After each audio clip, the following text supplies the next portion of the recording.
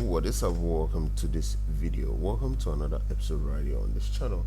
So in this channel we are going to look at what async and await is in Python.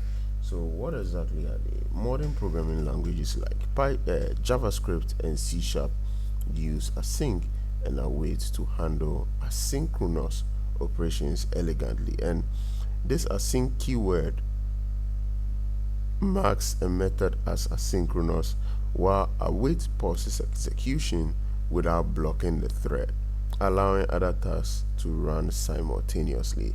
And this approach simplifies asynchronous programming compared to traditional callbacks, making the code more maintainable and intuitive.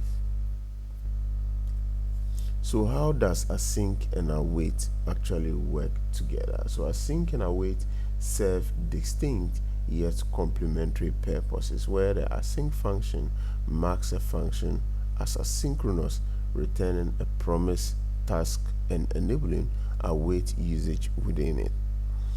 There's also the await operator, where there's a pause execution until a promise resolves, yielding control without blocking the thread.